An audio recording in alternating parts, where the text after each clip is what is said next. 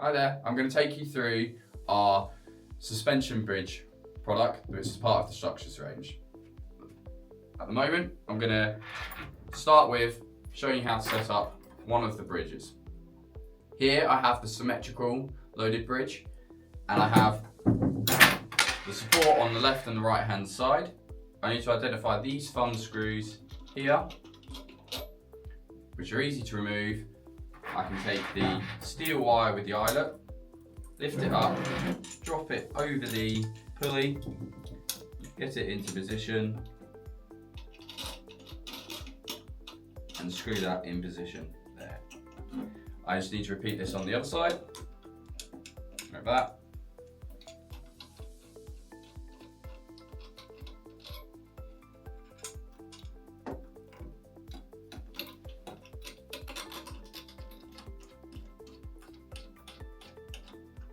And the experiment is ready to go. If we go to the worksheet, curriculum that we provide online, it takes you through all of these elements as well. I'm going to go down to worksheet 1, where I'm asking for an individual load that's going to move with displacement across our suspension bridge. So I'm going to take my 500 gram weight and I'm just going to start this experiment. So I'm going to start with plugging in the USB cable into this port, wait for the screens to tell me they're ready to go. I'm going to start the software on the play button in the top left hand corner up here of the software. It should show me that my nodes are connected and that I have an output here reading.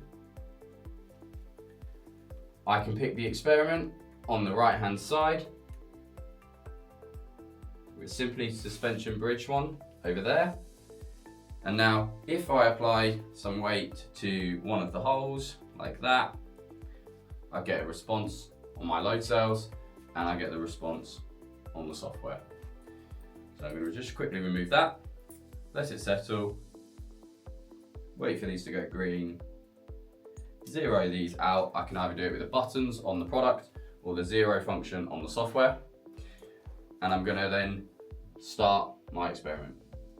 I'm going to work with a displacement type experiment here. So I'm going to choose displacement here and set my distance to 0. So I'm going to start at one of the further ends, which is my 0 position. Apply that and wait for this screens to tell me they're ready to take data. When they're ready, I will click the log button and the data will display on the graph. I'm going to move my weight now along to the next hole position, and in the worksheet it will tell you the distances between these holes. They're 20 mil apart.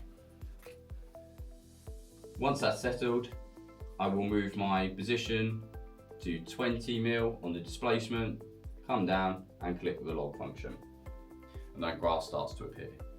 I will repeat this now as I go along the beam, moving my weights, waiting for it to settle and building my graph up. You can see it's a continuation, and a lot of the structures work with linear responses, so straight lines like this is the response that I'd be expecting.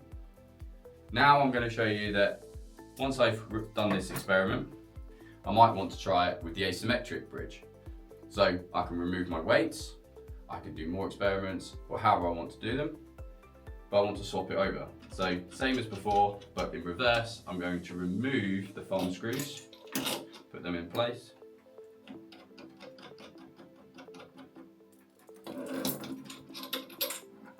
And remove the pre-made symmetric bridge. I'm going to bring in the asymmetric once I've moved my support on the side. So there's a thumb screw on the top of the support on this side that can come out, slid down, and there are preset positions that you should be able to feel in the support. I'm going to lock that back in position by screwing that down. I'm going to take the asymmetric bridge, the longer side on the taller side, and again apply that in the same way as before, with taking the support through and putting my thumb nut through the eyelet. on this side, I'm going to come in and repeat it. We're going to make sure the wires are hung over the pulleys on both sides. And now we are ready with the experiment set up in the asymmetric form. I can apply the same type of worksheets or differences. So I'm going to clear my graph here. And in this experiment, I'm going to show you time response. So at the moment, I have two nodes, two lines that are going across. I can zero them out, or I could use the zero on the software function. You can see the responses go to 0. And what I can now do is apply some load. When I apply that load, you'll see that the graph changes with time. It's taking a result every 1 second. And then it levels out in this particular example because it's static and it stays steady. I can move the graph along to another position and I'll see a step change. This is the same function as the other, the displacement and the measurement. However, you get the response every second, so you do get these spikes when I've lifted it off and applied it. I wanted to show you the difference so you can understand why one might be appropriate over the other. Different structured products have different requirements, so use the worksheets as guidance for which is the most appropriate. Thank you.